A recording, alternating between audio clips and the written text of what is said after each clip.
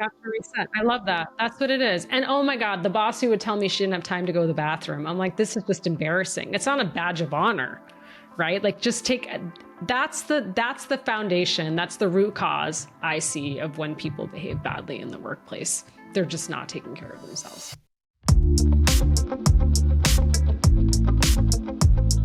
Welcome to the Seismic Shift podcast. I'm your host, Michelle Johnston, and this is a podcast where we explore the seismic shifts that are shaking up the way that you work and the way that you live. I am so excited today to have the author of The Devil Emails at Midnight. And I cannot wait to dive into the types of leaders she had to interview to come up with that really incredible title. So welcome, Mita Mallick. Oh, thanks so much for having me, Michelle. I'm excited to be in conversation with you today. I mean, there's so much that I want to unpack here because your bio is just, it's such a feel-good bio. I mean, y'all, she got the award of Working Mother of the Year.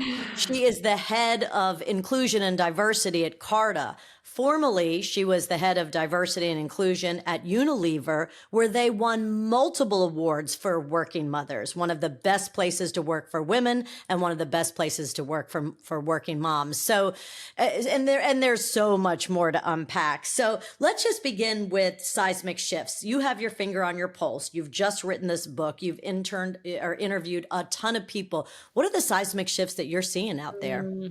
I think the biggest seismic shift I'm seeing is that the thing that we're not talking about, which is loyalty is dead in the workplace.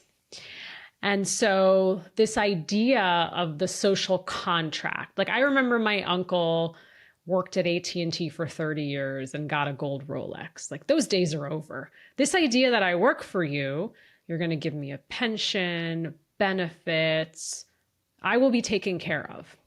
And in exchange, I give you my loyalty. And we're watching the marketplace right now. I'm sure someone else has just lost their job today. Someone else is trying to figure out how to pivot. Someone else is trying to figure out how to re-enter the workforce. And it's just really, gosh, feeling so low, applying for so many jobs. I know so many people looking. And that's the conversation we're not having is what does loyalty look like in today's marketplace? And too many leaders who just think that loyalty is granted because you're giving me a paycheck every 2 weeks. It's earned. It has to be earned continuously. That's the biggest thing that's on my mind that I think the AT&T CEO recently brought it up. And that was the first, sort of big CEO who was like, wow, good for you for calling this out, but not enough of us are talking about it. I agree, Mita. That's the first time that I have heard, because you can imagine I ask that question a lot. Sure, yeah. What are the seismic shifts, man? And most people are saying AI and automation and what do we do with Gen Z and hybrid in the workplace? And this is the first time that I heard loyalty and that loyalty is dead. It's so interesting also you said that because I just ran from giving a guest lecture at Loyola's Law School and talking, to a big class of students. And we asked that question, like, what do you expect? Sure. And what are your values? And Mita, this will not surprise you considering a lot of research is going on about this. I said, okay, you're Gen Z. And a couple of them said, and millennials. I said, okay, Gen Z and millennials. I said, what do you want? What do you want out of your company, out of your law firm, where you're going next? And they said, we want flexibility. We want lots of personal days off. What do you call it? They want PTO, personal. They want lots of PTO. They want flexibility. They want a supportive environment. Those are the top three things. And yet employers, what are they looking for? Loyalty, stay with our company forever, dedicate your life. 5 days a week. 5 days a week in the 7 office. a.m. to 9 p.m. Yes. So let's talk about this. What's your perspective on that? I mean, that's what, listen, I think social media has, changed the world forever over the last 10 years in particular. We all have a microphone. People are now voicing what we've always thought about the workplace. But I do think with increased globalization, manufacturing, and what that has happened in terms of the world of work. We're sitting in the US right now with the government shutdown, tariffs, so much pressure.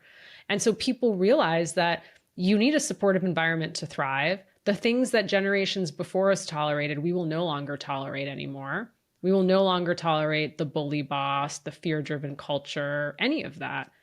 And so people are saying, I'm going to put my well-being and mental health first. which, oh, by the way, is the foundation of good leadership, right? And so we think about all those things, and it's not surprising, and it's really coming to a head with what employers are demanding, because there's so much change right now. I mean, it's just a constant.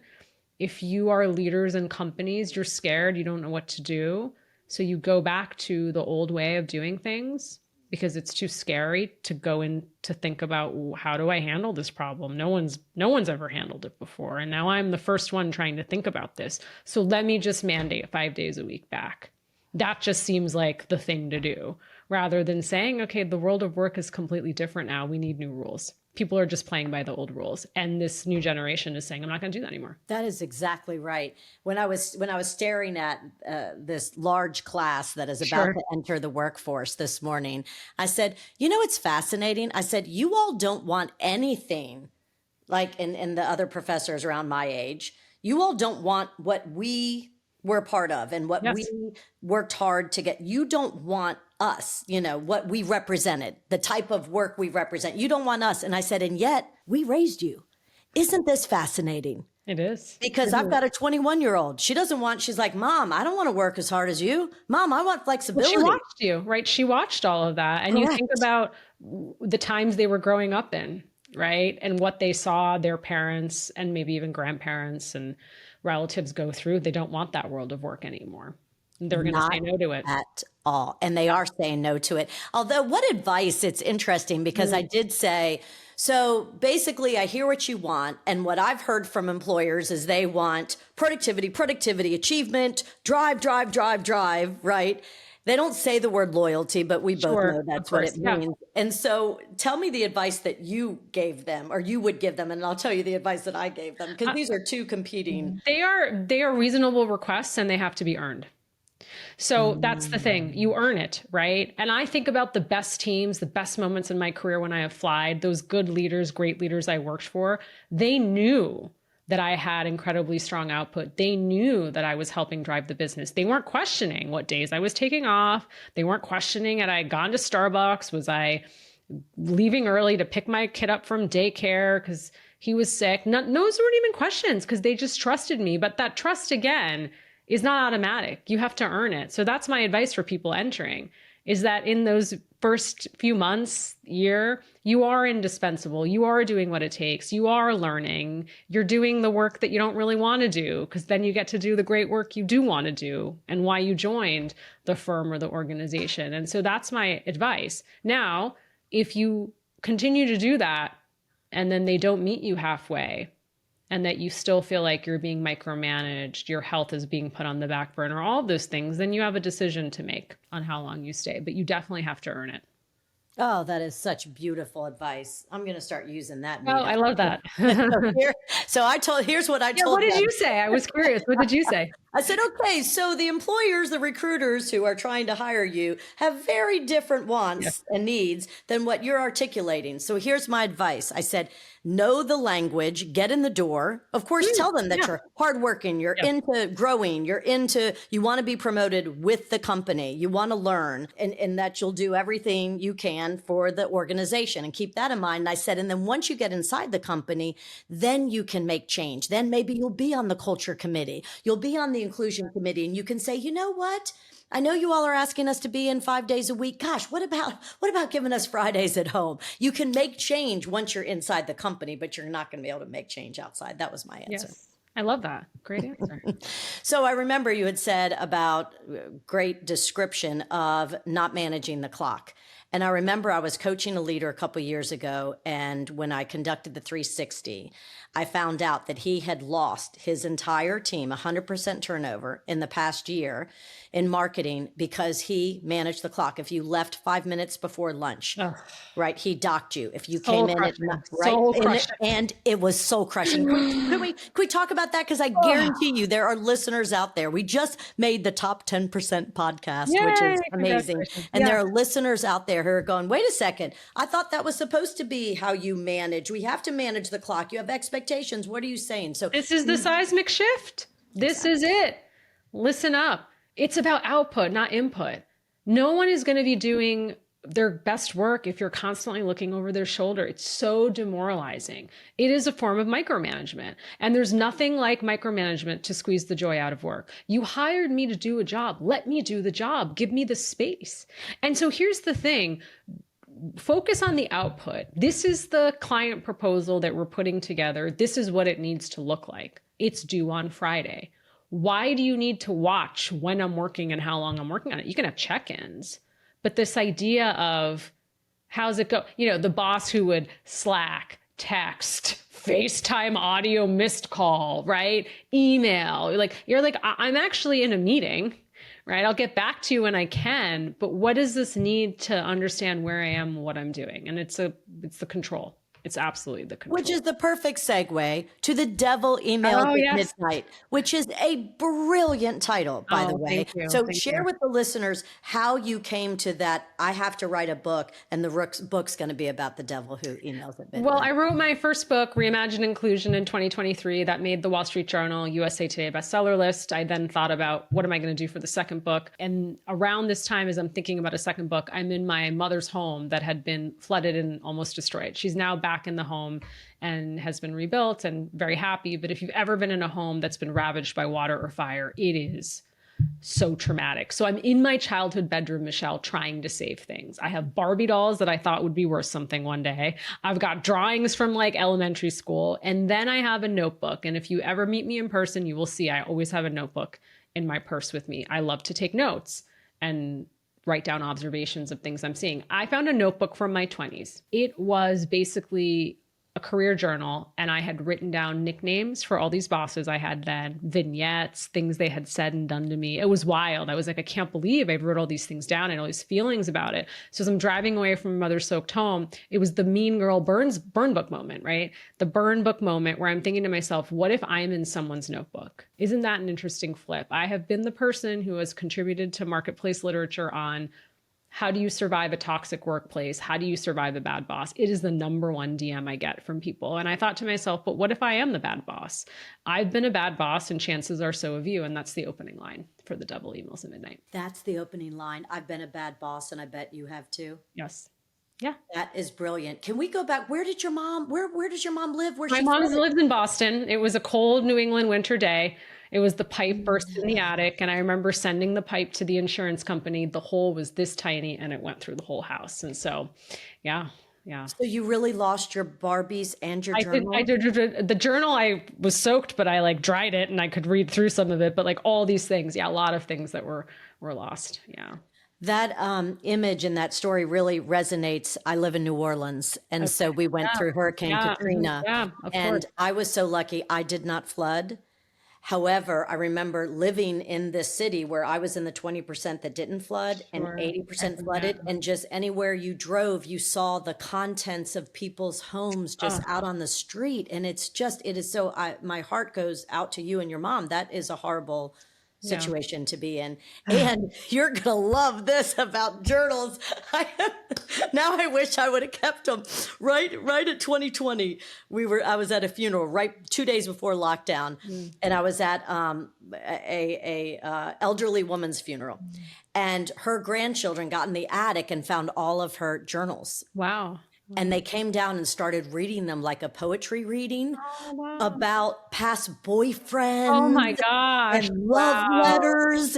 And I'm sitting there listening. I'm sure she was loving that from heaven, listening. I don't know. That's what I was like. Oh gosh. Are we supposed to know about the inner workings of her love life? And Mita, I went home and I threw out all my journals. Oh my God, that's so funny. You were like, I don't want anyone to ever find them. Well, I got a lot. My kids are going to find a lot in my office. Well, and yours sound like different than mine. I just thought, oh gosh, I have one daughter. If anything, God forbid, happens to me, I really don't want to become a poetry reading of my love life, which was what's my thinking. Yeah. However, your journals were a chronicle of career and insights. And that one journal in your mom's home was what prompted. It did. Absolutely. That's what prompted the genesis of the book. So you've been a bad boss. I've been a bad boss. Talk about that. Why were Yeah. you a bad boss? So I go through 13 archetypes. They're all bosses I've endured and survived. And I have changed names and details. I'm not interested in shaming, naming, blaming people. I'm sure these people are good leaders today. I end the book with myself. And it was in 2017 when I suddenly lost my father. It was a phone call from my mother that changed the trajectory of my life. And I remember at the time, the company I worked for had 3 days bereavement leave. 3 days. And my team rallied around me. I ended up taking off 3 weeks. And I come back to work, and a few days later, my boss says to me at the time, "Oh, you finally got your mojo back." And it was the signal to me that I needed to stick the grief in the kitchen drawer and show up at work. And anyone who's been on a grieving journey, whether you've lost someone you love, you're sick, someone's sick, divorce, breakup, miscarriage. I mean, grief comes in so many forms: losing a home, watching your community struggling, losing their homes, any of that. Grief is unrelenting. Grief doesn't care. It shows up in the most inconvenient times. And so as a leader, I had been in my good boss era, good leader era. I was flying, and then I had a personal earthquake, and I was disengaged. I wouldn't show up for days at work, and my team was like, where'd you go? Then I would be like micromanaging details that didn't matter. I remember like 30 minutes before like a really big leadership team meeting, I'm like, "Where's the deck, guys? We sent it to you." "You didn't send me the deck. I don't see it." I'm in my email, Michelle. 3 times they've sent it to me, right? And then I pull it up all aggravated, changing all these details that don't matter. I'm looking for control, right? And then they're presenting and they're aggravated because they're like, what are the things, like, this is not what we align to. I was emailing at midnight, all kinds of hours. I couldn't sleep. I thought I could be more productive. I screamed and yelled, not things I'm proud of, but to say that it was the moment that someone resigned from my team and she was a top performer. And the exit interview notes were right there. It was clear as day on how I had been behaving and acting. And so my hope to anyone listening is to realize that there's no like static state. It's not like you become a good leader, great leader, and you're there forever. Things happen in our lives. And so to give ourselves kindness and grace that it swings like a pendulum, but also to catch yourself in those moments. And so if I could go back to that moment to say, you know, it's the passing of my dad's anniversary, or it's my first Father's Day without him, or today was something that reminded me about him, I'm just going to take off early. Or if I walk into this meeting, so you know, I'm thinking about him and I'm missing him and I'm just out of sorts. And it's not to do, you know, people will say to me, well, this work isn't for therapy. We don't need people trauma dumping. I am telling you to just be a little vulnerable. I'm not telling you to be my grief counselor, but I'm saying if I can say that, then it gives us all space to be more human, and then to realize that leaders are not superhuman, right? That we are flawed and that we make mistakes and also need space and time to heal and grieve. Oh gosh, that is beautiful. Thank you so much for sharing. When did your father pass? Oh, 2017. Yeah, 2017. Oh, wow. And when did your mom's house flood? It was just a few years ago. Just a few years ago. And then you wrote your first book in 2017. No, Right? 2023. Oh, 2023. Yeah. Okay. So Okay. part of my finding my voice again was losing my dad. Like I'd always wanted to write, but I had sort of let go of that dream. And then you lose someone you love suddenly, whether it's sudden or not. You start to reevaluate your life. You think like, what is this for? What am I waiting for? One life to live, right? So if I want to write, let's start doing it. Oh gosh, thank you for sharing. That was just No, thank you beautiful. for And asking. your pivotal inflection points, that matters, you know, the chronology matters. And so let's talk about working moms. I Sure. remember when I was pregnant, nobody had ever had a baby in the College of Oh Business at gosh. Loyola ever. Yeah. And so I just kind of pretended like I wasn't big, giant, and pregnant. And you're not going to believe this. And there was no maternity policy. Wow. And so they said, okay, well, plan it so that you get pregnant in August so that when you deliver, it's the end of spring semester and then you'll get a little bit of summer off. And I did that. And then came back to work like, okay, what are you talking Wow. about? Like, I'm good. Yep, baby at Wow. home with nanny. Like, I'm good. It just had to be so separate in order back Yeah. then. And Loyola it's not, I'm not faulting Loyola. That's the way No, it things was were just back time, then, right? right? Absolutely. And so tell me about organizations, what they should do, what the good ones do, how Unilever became the number one place Yeah. for working moms. How should you do it now? I mean, the world of work for women can't change without men. So it's not about creating an inclusive environment for working mothers. It's about creating an inclusive environment for working parents, and that fathers are part of that. And that's where I think we miss the mark. And so to think about, when I was working at Unilever, some of the work that Dove did around parental leave, Dove Men Plus Care, to think about like, are we encouraging men to take parental leave? What does that look like? And the importance of that, and the research showing that when fathers are very involved in a child's life in the beginning, like what that means, not just the child, but also the partner and the family. And so I think that's really important, the role modeling. Not, after you expand your family, a father saying, I'm leaving early to pick up my daughter from daycare. I have to go coach basketball practice. My child is sick, so I'm leaving to take them to the doctor. Those things matter. And when parents are doing that equally, the stigma then goes away. And then it's not just the burden on always that the mother is the default parent. I think that's really important. Oh, boom, mic drop. That's it. The mother should not be the default parent. No. And you know what? I'm sure this drives you crazy too. Yeah. You still hear it in boardrooms and executive rooms. Oh, my son is taking paternity leave for 3 weeks. What the heck is this? I didn't even take a day off. Right. There is still, right, that ingrained. Or is he golfing? What's he going to do? And so that conversation has to stop. No, he's raising his family. And you can do both. And you can do both. And you can do both well. And that's what's important. Yeah. So let's talk about that. So I agree that men need to be involved, right, in the conversation to make changes. And since you've been at the helm of diversity, inclusion, impact, how do you organizationally then make changes that are going to support us being working parents and great parents, both? The policies matter. And as you were talking about, times of change. So making sure that parental leave is equal, whether you are birthing or non-birthing. That's really interesting. People expand their families in all types of ways. And so companies that are scaling that back, that makes me really anxious, that it should be equal for all parents, whatever you're providing. And it doesn't stop there. It's also about, can you ramp back up to work? Can you do 4 days for the first month and then ramp in? Is there flexibility? Are you providing, a lot of, interestingly, studying companies who are getting rid of childcare facilities, right? I mean, childcare is a whole other topic, and the cost of childcare in this country. And when government fails us, and there's been many moments in history that happens, there's a burden for businesses to step up. So my ask of businesses is, are you providing any kind of caregiver stipend? And that's not just about children, it's also about aging parents and relatives. Like, what are you doing to support? And that's so important, whether you're partnering with Bright Horizons or you have a discount for a childcare facility near you, or something that's, if you're going to mandate, it's really interesting, Michelle, if you have companies mandating people being back 5 days in the office, I'd love to see childcare facilities then on that campus, right? If you're going to mandate that, then let's make sure we're creating an ecosystem. And then the final piece is just, I always say, you can have all the policies in place, but it's our individual bias. It's me, Mita, the manager, who wreaks havoc on the system. And so the question is, I'm sure many listeners will relate to this and have been in rooms where a conversation like this is happening. You're doing a talent review and Mita's up for a promotion.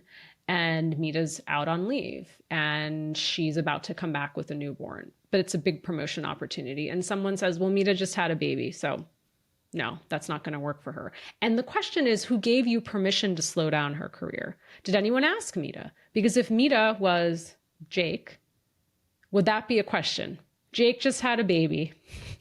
He's coming back. This promotion's not going to work for him. Now, isn't that interesting? So that's what I coach leaders to think about. If you would ask this of a woman, of a mother, would you say the same thing or ask the same question of a father or a man? Oh gosh, you are brilliant. You are. I'm just loving listening to you talk.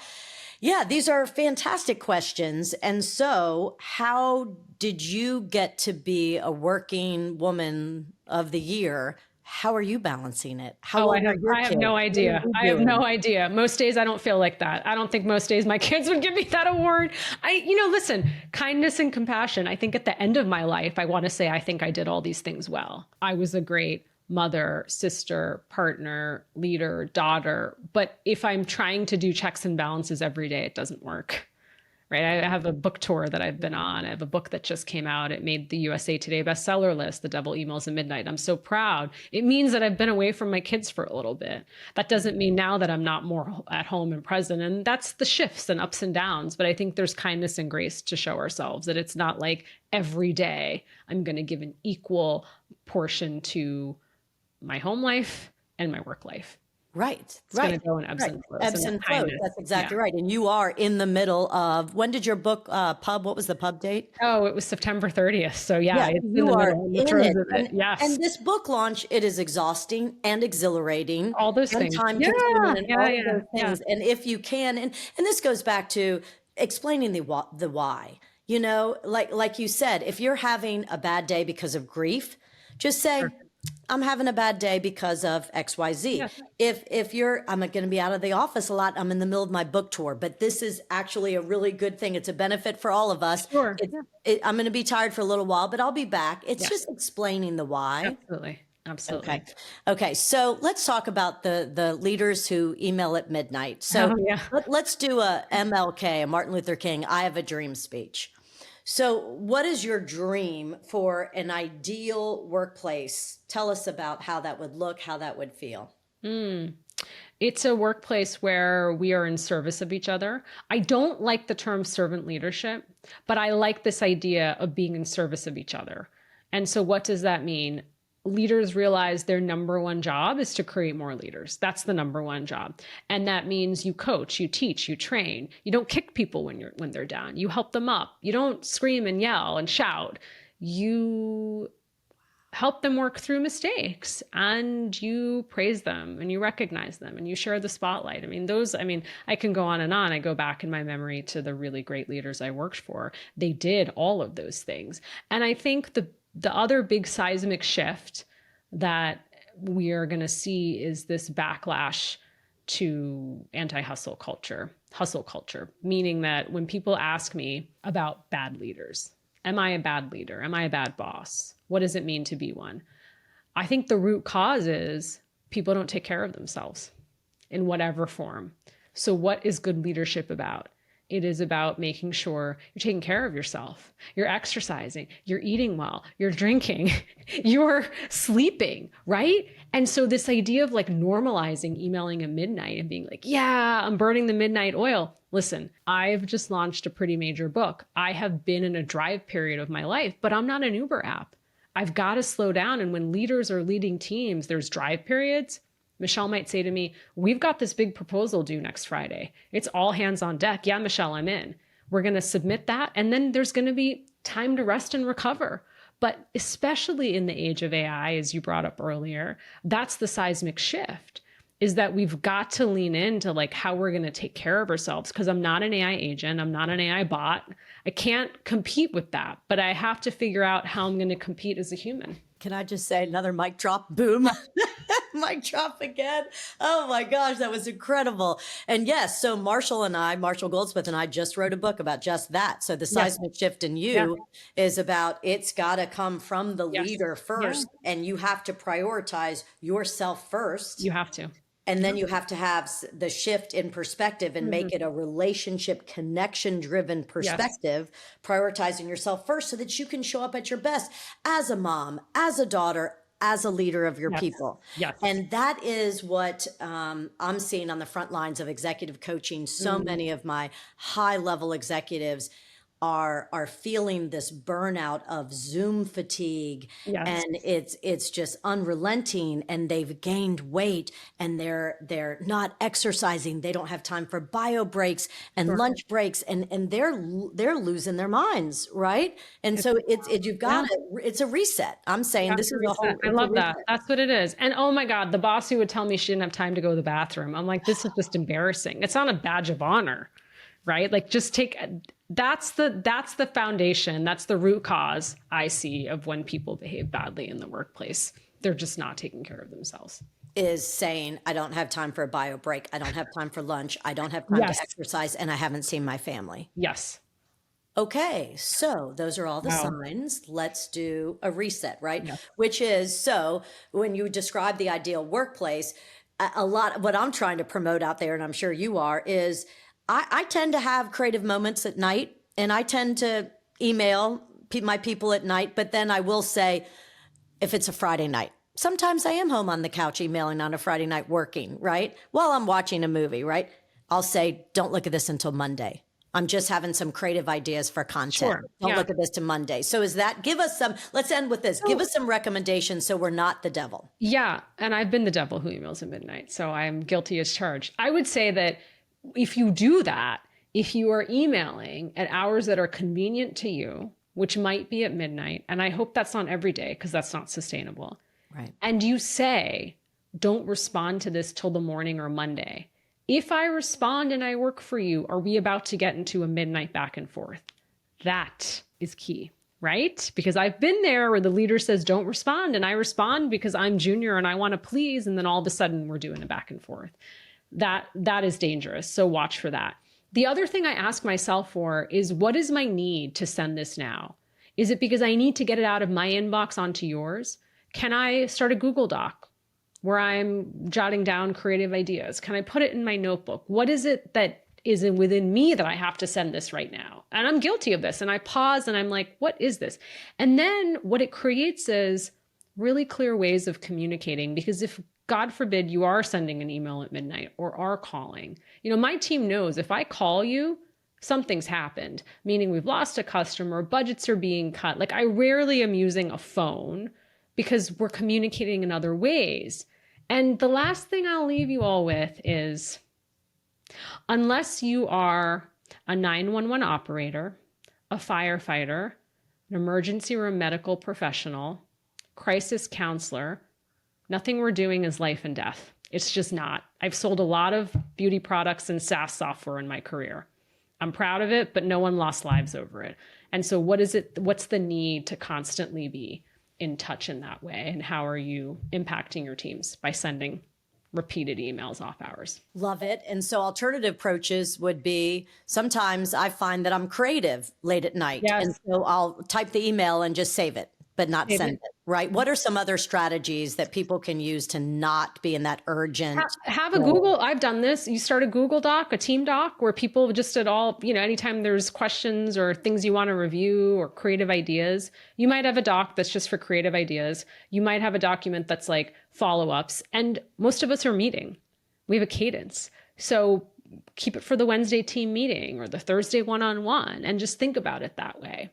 And so that's a much better way, because then when you do need to get in touch with people, they're more likely to respond, because they're like, well, Michelle doesn't always, if she's sending me something at 9:00 on a Friday, this must be something on her mind and something that's urgent. And I want to read it, because that's not generally what she does. And so that's also, you want to create an environment where people want to read your emails. That's a topic for another time. But, people start getting numb to it too. Yes. I am finding, I ran into one of the CEOs that I coach in the park the other day. I was like, walk around, take a lap with me.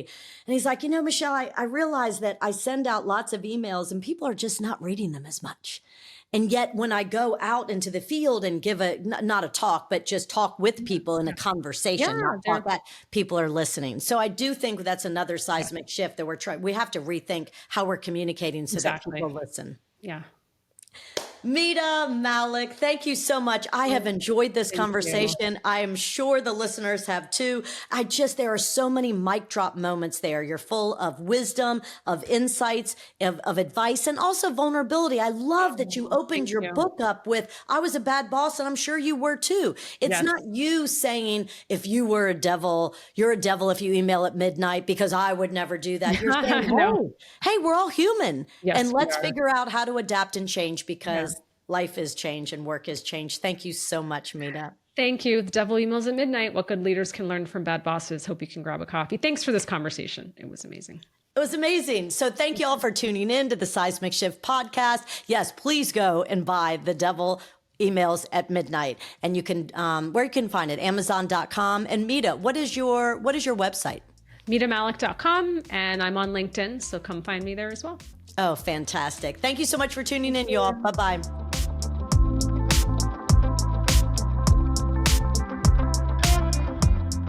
Thank you for joining us on the Seismic Shift.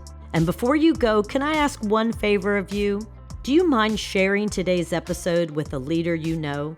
The power of this conversation is found in your using it and sharing it to create real connection in your life. Lastly, I'd like to thank Loyola University New Orleans for helping bring this content to life.